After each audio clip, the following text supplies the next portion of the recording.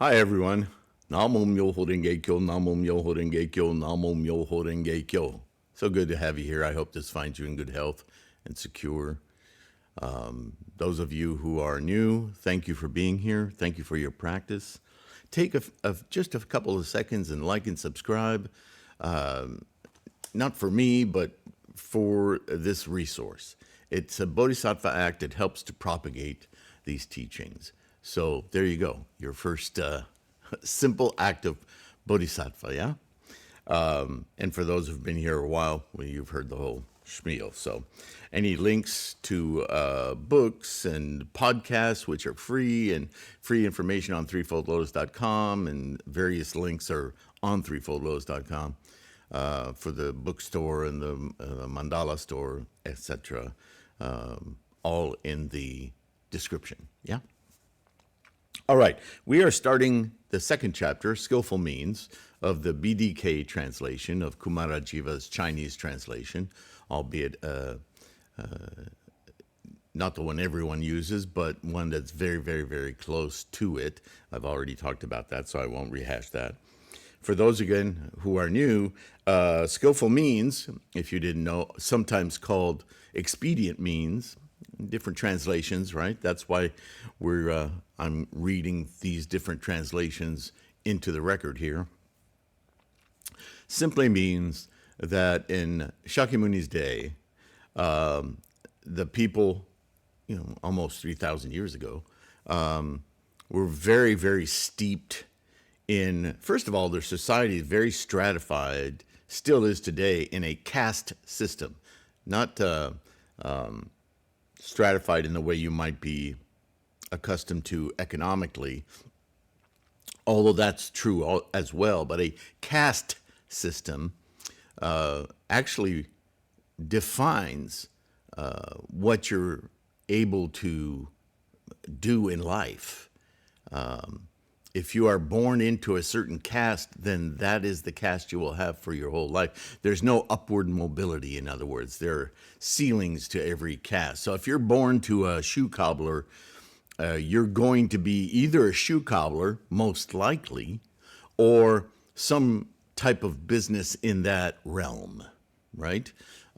You will never aspire to being a scientist or a doctor or any of those things, not in India, because you're of the shoe cobbler caste.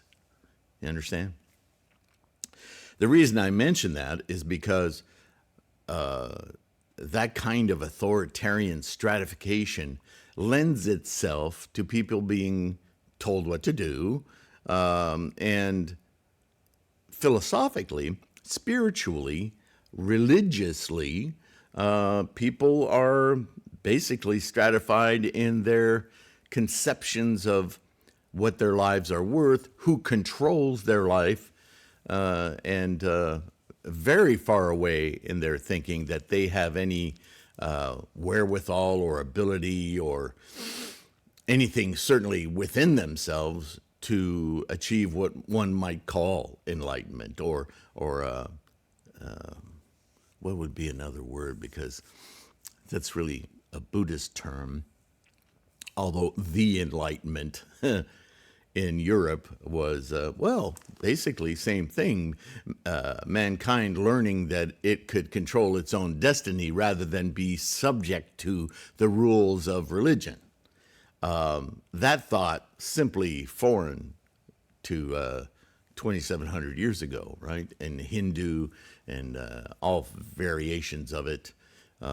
Even Christianity made its way in there, but that was later. So there was a lot of magical, mystical thinking. And here, Shakyamuni comes along and he's saying, no. You have built in your own enlightenment. All you need to do is awaken it. You're sleepwalking right now. And people are like, but I'm comfortable with my myths. I'm comfortable with my gods and deities and so on and so forth. So I had a hard time relinquishing that. And at the same time, the reason they're skillful means is because Shakyamuni adopted language familiar to them, right? Talking about these mystical things, but slowly moving them toward realizing that these myths, these powers, these magical things, were all happening within their own mind, and that they could eventually, he knew, gain the capacity to, make insights and realize, that's not happening to me, I'm making that happen. That's the beginning of starting to understand taking control of one's own mind, right? Not that that doesn't still persist today. I don't understand why the religions of the world exist today. They're so nonsensical, but this is the nature of people who don't want to take full responsibility for their lives. They're more comfortable assigning their actions to some mythical force, right? It's a great excuse. It's like a kid with face full of Oreos saying, I didn't do it. It's really that silly. But, if they're in the midst of it, you can't tell them that, right? Because they're gripped by the craving, clinging, right? Exactly what Shakyamuni talks about, the clinging. So Skillful Means is trying to slowly advance these people's capacity so that they self-realize. And that's a core issue in Buddhism, right? Buddhism is a self-motivated practice. Now, we share in our Sangha our own experience, as I am with you, and we share in order to help all of us gain insights from different perspectives, because we're all different, right? But we all know that it's on us to do this. It's easier with friends, with good friends, as Shakyamuni would say, right? When you chant with others, it seems more expansive, more fulfilling, but it shouldn't be the goal of the practice. The goal of the practice is your enlightenment. It's your Buddhahood, yeah? So ultimately, that's what makes this practice kind of tough. And people gravitate to groups and so forth. Why? Because they get lost in the belonging to a group rather than focusing on practice. And that's sad, but it's the human experience, yeah? So I don't say don't make friends or don't spread. Well, of course, as bodhisattvas, we're influencing other people. We're going to collect friends. They may come and go, but they will come and go as functions of our karma and our enlightenment, right? It's just like going up steps. At some point you have to leave the lower landing to rise up in your own life. So there you have it. Skillful Means. Okay? It's very central to understanding the teachings of Buddhism. Here we go. At that time, the Bhagavat arose tranquilly with insight out of samadhi and addressed Shariputra. Quote, "Profound and immeasurable is the wisdom of the Buddhas. The gate to their wisdom is hard to enter and difficult to understand." Right? What Nichiren would later call the Gohonzon. This gate. Nagarjuna has a treatise called the 12 Gates, right?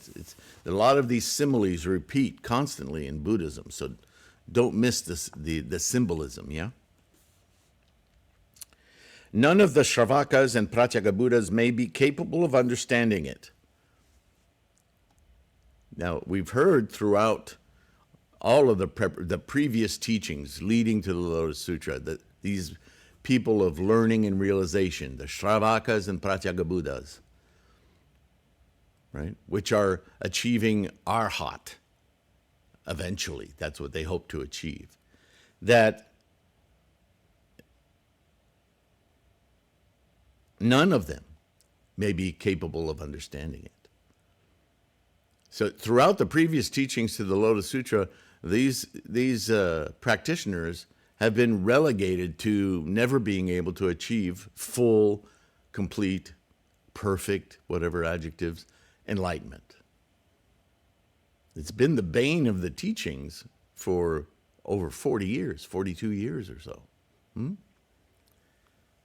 here he is restating it. So this is going to change in the Lotus Sutra, but not until these people really get how stuck they are on the words, right? Read the Lankavatara. They're stuck on the words and the statements rather than penetrating the meaning and the bodhisattva path that is far greater than just the individual self. Now, that you might think is a bit of a conundrum, because I just said this is a self-motivated practice, right? But that practice is to expand the self from this samsaric identity to the self of being of everything. Being that engaged, that connected with, right, self and environment, actually same thing, all happening moment to moment to moment to moment. So pay attention to that as we read on. None of the Shravakas and Prataka Buddhas may be capable of understanding it. Why is it? Why is this? The Buddhas have closely attended innumerable hundreds of thousands of myriads of kotis of other Buddhas. Remember, we are other Buddhas because we have, each of us, that capacity. We don't know it until we awaken our ninth consciousness. So understand, these aren't a bunch of playing pieces called Buddhas. These are humans, human minds, sentient minds, to be specific. They have exhaustively carried out practices with courage and persistence under uncountable numbers of Buddhas, their names becoming universally renowned. They have perfected this profound and unprecedented Dharma, and their intention in adapting their explanations to what is appropriate is difficult to understand. He's talking about the skillful means or expedient means there, right?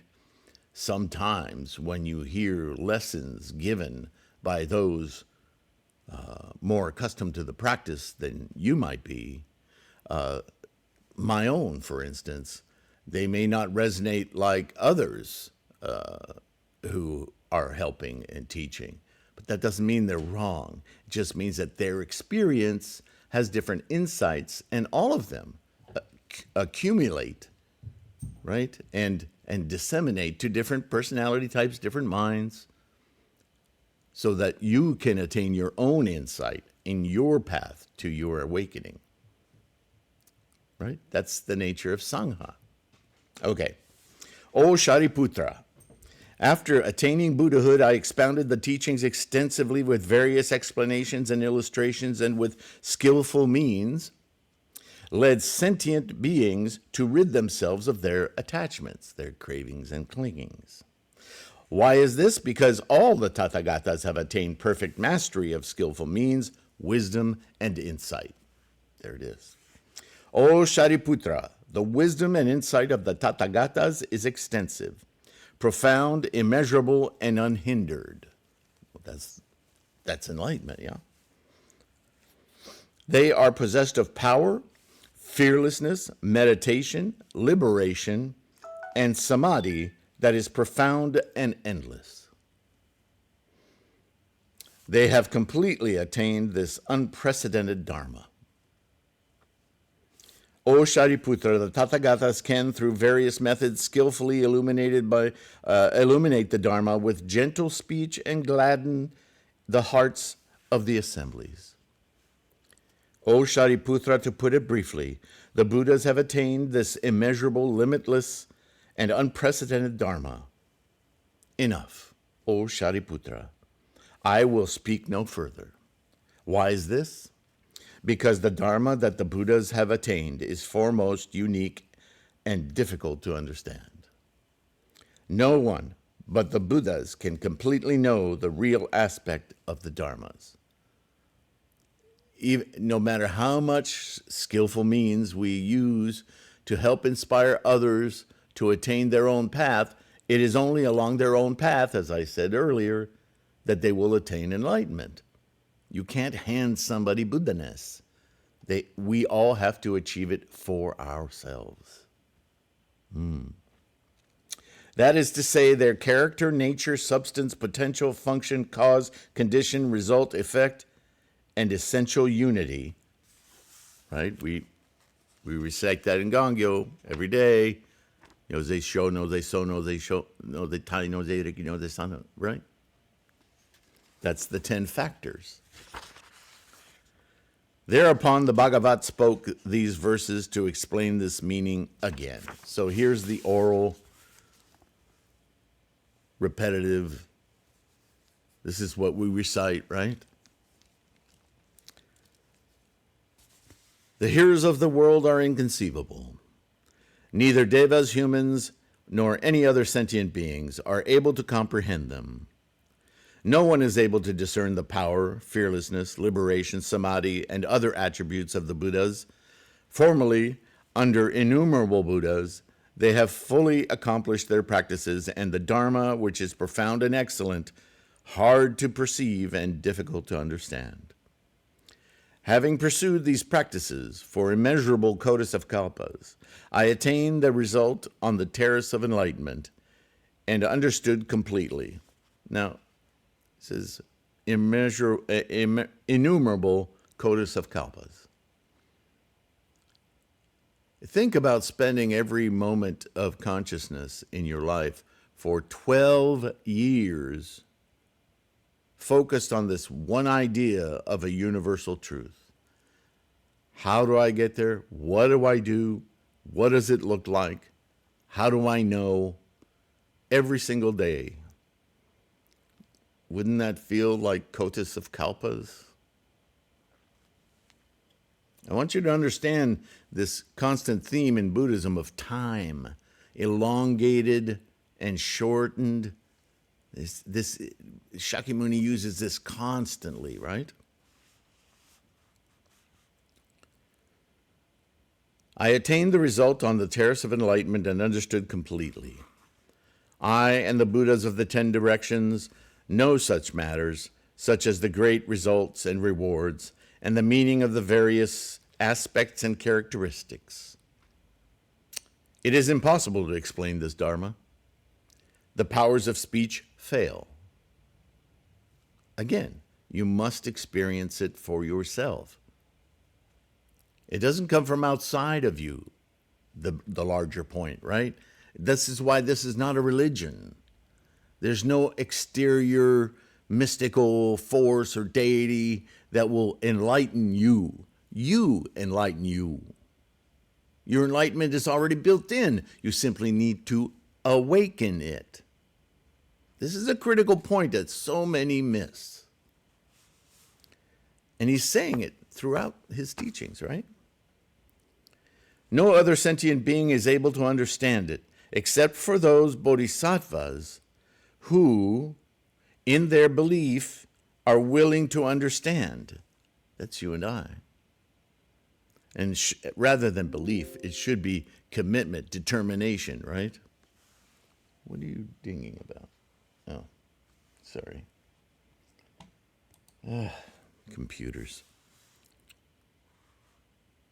Even the multitude of Buddha's disciples, who have formerly paid homage to all the Buddhas who have put an end to their corruption and are bearing their last bodies, arhats, are not able to understand it. Boom! Can I read that again? Even the multitude of Buddha's disciples, who have formerly paid homage to all the Buddhas, who have put an end to all their corruption, right? And are bearing their last bodies. In other words, they firmly believe that they will never be reborn, because they're still in that myth of reincarnation, which is not Buddhism. And Arhat still believes in a self, an abiding self, a soul. And that's not right. And so they believe that they've attained such a level of practice that they will extinguish their repetitive cycle of birth and death. They don't understand that the cycle of birth and death is moment to moment to moment to moment to moment. Yes, we're all in our last body.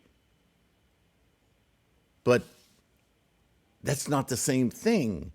They are obsessed about their solo solipsistic enlightenment, and that's a fallacy.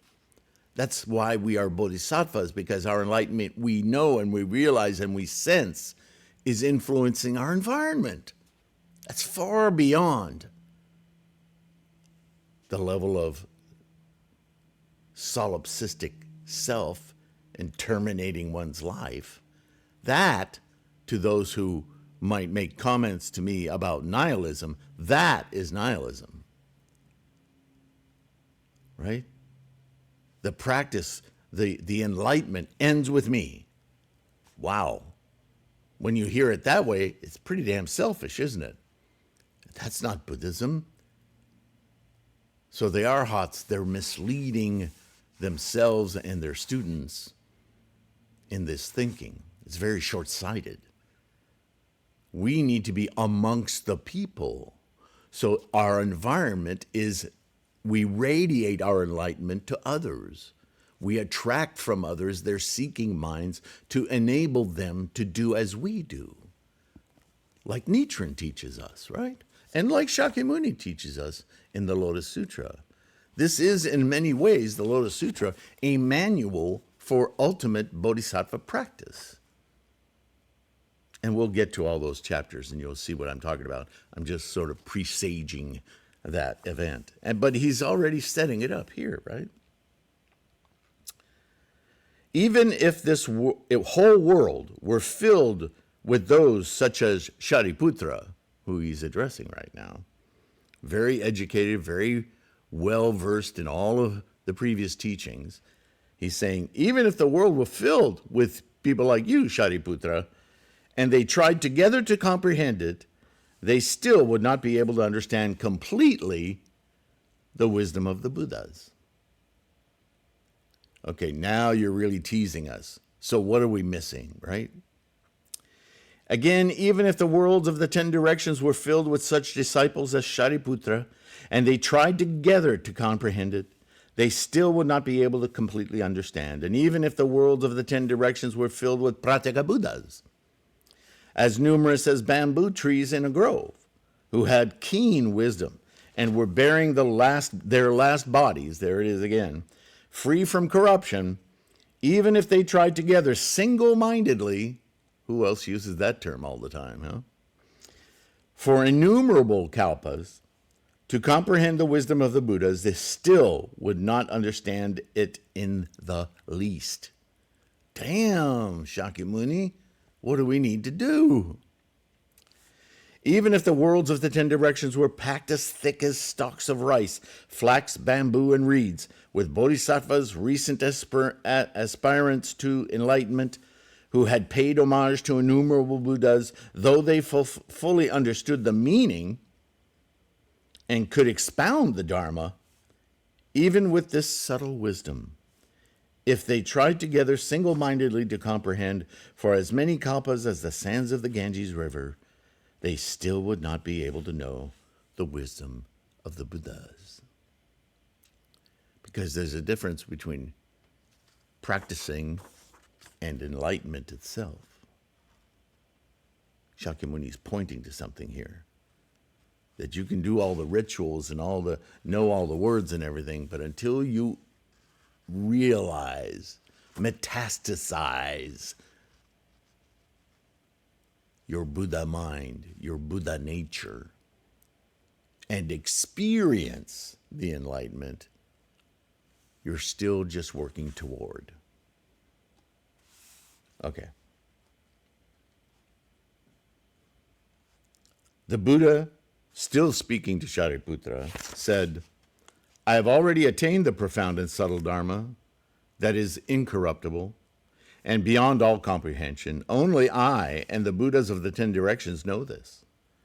O Shariputra, you should know that the words of the Buddhas are never inconsistent. You should trust fully in the Dharma that the Buddha expounds. The Dharma of the Bhagavat has been in existence for a long time. I will now definitely expound the truth. Now, he's holding back here. He's saying it has been in existence for a long time, but we know in the chapter on the lifespan of the Tathagatas is when his drop the mic moment happens, and he goes, long time? Oh, yeah. I will now definitely expound the truth. You ready for it? Yeah. I address myself to the Shravakas, those who can hear my voice, my teaching, my lessons, so that they can learn, right? World of learning. and those seeking the Pratyeka Buddha vehicle, the world of realization. It was I who caused them to become free from the bondage of suffering and to attain nirvana. I have revealed the teaching of the three vehicles with the power of the skillful means of the Buddhas so as to free the sentient beings from their various human attachments, right? Craving and clinging. So we've gone that far. At that time, it occurred to the great assembly of 1,200 Shravakas, arhats, free from corruption, beginning with Ajasna Kaundinya and the other monks, nuns, laymen, and laywomen who had set out to become Shravakas and Pratyeka Buddhas. Why has the Bhagavat just now so earnestly praised skillful means? For what reason has he declared that the Dharma that the Buddhas have attained is very profound and difficult to understand? Why has he said that their intention in adapting their teaching to what is appropriate is so difficult to comprehend that all the Shravakas and Pratyeka Buddhas are not able to understand it? That's what we're aiming for. You're saying that's not it. That even if we attain that, we won't get it. Why is he doing that? As long as the Buddha taught the meaning of the single liberation, we thought we had attained the Dharma and achieved nirvana. But now we do not understand what he means. Do you see the nature of the minds he's working with? At that time, Shariputra, and you may be in that mind, so I'm not disparaging it, I'm just pointing out this is the reason for skillful means. Dig deeper. Don't just take for granted that you know a story and therefore you understand enlightenment, right? At that time, Shariputra, aware of the confusion of the fourfold assembly and himself also feeling confused, addressed the Buddha saying, "Oh Bhagavat, for what reason and on what grounds have you so earnestly praised the unique, skillful means of the Buddhas in the profound and subtle Dharma that is difficult to understand? Never before have I heard such a thing from the Buddha. Now, Bhagavat, I entreat you to explain this because the fourfold assemblies are confused. O Bhagavat, what have you so earnestly praised? Why have you so earnestly praised the Dharma that is profound, subtle, and difficult to understand?" Thereupon Shariputra, wanting to further explain what he meant, spoke these verses. "O great seer, son of wisdom," son, S-U-N, of wisdom, "now after a long time you have taught this Dharma, saying, quote, I have attained the inconceivable Dharma, that is to say, powerful, fearless samadhi, meditation, and liberation. No one has ever questioned the Dharma that I attained on the terrace of enlightenment. No one has ever questioned my intentions, so difficult to conceive." And he continues, "Without being asked, you explained it by yourself and praised the path you have practiced, saying, the wisdom the Buddhas have attained is extremely subtle.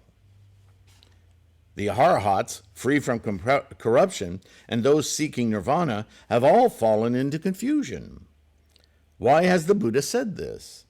Those seeking to become Pratyeka Buddhas, monks, nuns, devas, nagas, yakshas, gandharvas, and others, glanced at each other in confusion and looking toward the best of humans asked, O Buddha, we entreat you to explain why this is so.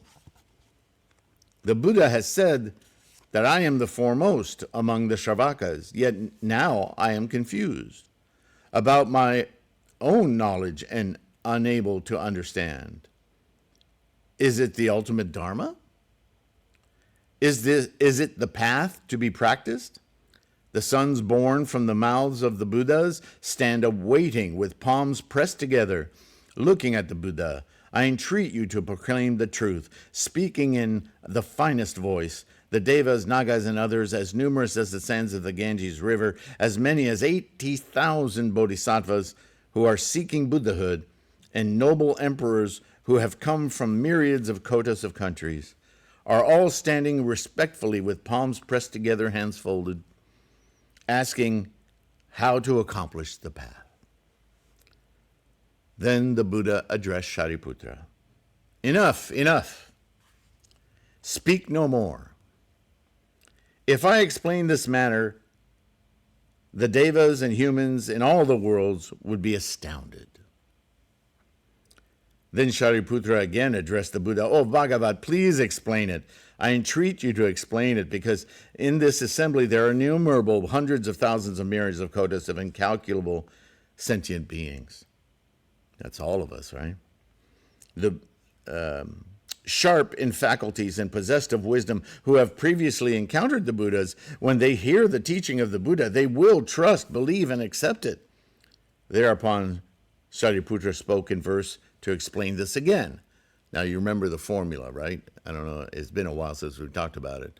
But in order for Shakyamuni to respond earnestly to a question, it had to be asked 3 different ways, just to ensure that there was clarity about what the question was and the sincerity that they would receive his answer.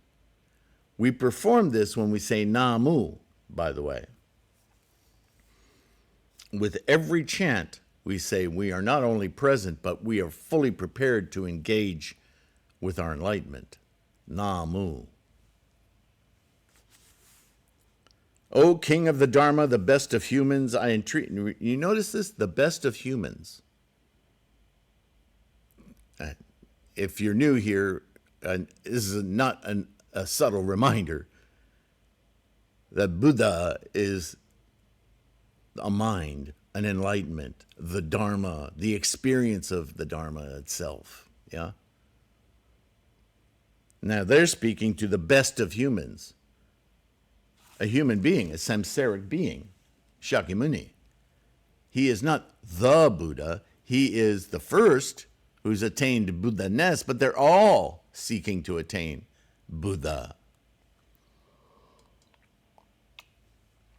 That is why there are innumerable, incalculable Buddhas, because all sentient minds have the capacity for enlightenment.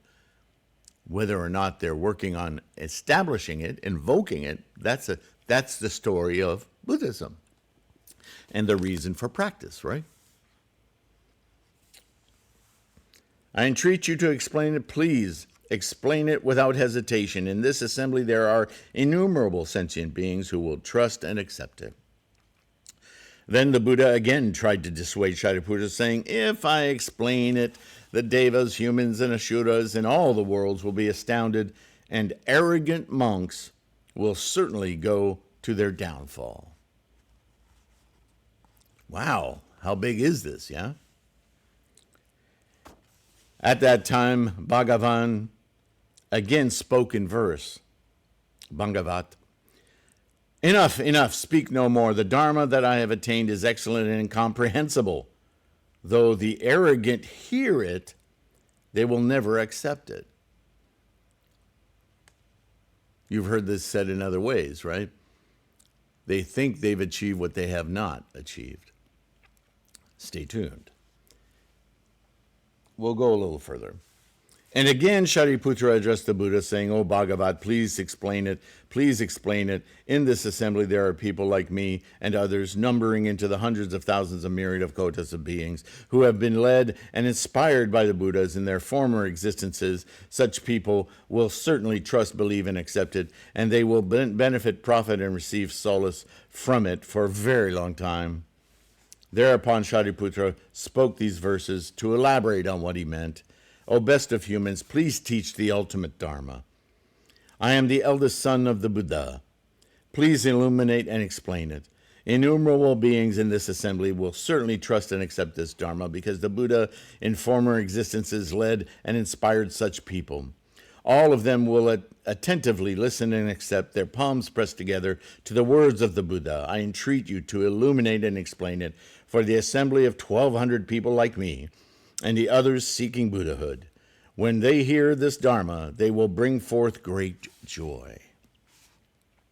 So not only is he entreating Shakyamuni to please teach this, but he's also preparing the audience to have the right mindset, to listen to what is being told.